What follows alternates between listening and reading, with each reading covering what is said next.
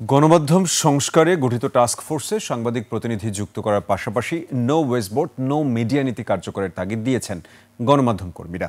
আর এই সুপারিশের সায় দিয়ে গণমাধ্যম সংশ্লিষ্ট সরকারি প্রতিষ্ঠানে স্বজনপ্রীতি নিয়োগ খতিয়ে দেখার আহ্বান জানিয়েছেন প্রধান উপদেষ্টা প্রেস সচিব।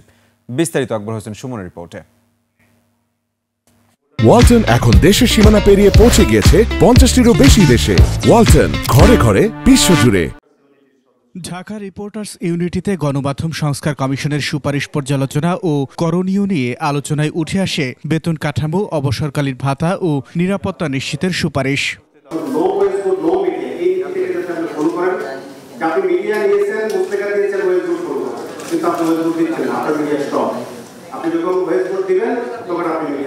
যারা আমরা অবসরে যাই তাদের জন্য আসলে নির্দিষ্ট কোনো ভাতা বা অন্য কোনো ওয়ে রাখা হয়নি।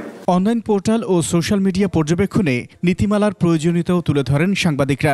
এই সোশ্যাল মিডিয়া বন্ধন এই সাংবাদিকতাগুলোকে নীতিমালার আলোকে এই আইনটিতে সাংবাদিকদের সুরক্ষার জায়গাটাতে বিশেষ করে আর্থিক এবং জীবনের নিরাপত্তার জায়গাটি অত্যন্ত শক্তভাবেই সেখানে প্রস্তাব করা হয়েছে। নো ওয়েস্টবোর্ড নো মিডিয়া নীতিকে সমর্থন জানিয়ে গণমাধ্যমে স্বজনপ্রীতির নিয়োগ তদন্তের আহ্বান জানান প্রধান উপদেষ্টার প্রেস সচিব।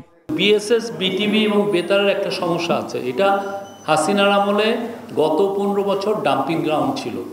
আমি ইউনিয়নের লিডার, আমার মেয়েটার কোনো কোথাও চাকরি হচ্ছে না, আমি ওইখানে ঢুকাই দিলাম।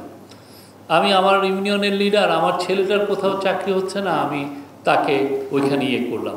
আমার মনে হয় এই সবাই মিলে এই দাবি তোলা উচিত যে কোনো হাইকোর্টের রিটায়ার্ড জাজের আন্ডারে দেখা উচিত যে গত 15 বছর ওইখানে কি ধরনের অ্যাপয়েন্টমেন্ট হয়েছে। গণমাধ্যমের লাইসেন্স প্রদানের সঙ্গে অন্তত 20 কোটি টাকা জামানত রাখারও প্রস্তাব দেন প্রেস সচিব। অনলাইনের জন্য 10 কোটি টাকা, নিউজ পেপারের জন্য 15 কোটি টাকা, টিভির জন্য 20 কোটি টাকা, এইটা এই যে সাংবাদিক কল্যাণ ফান্ড বা এই সমস্ত জায়গায় জমা রাখতে হবে, যাতে তারা যখন সিক হয়ে যাবেন, যে জার্নালিস্ট তাদের বেতন পাবে না 6 মাস, ওই টাকা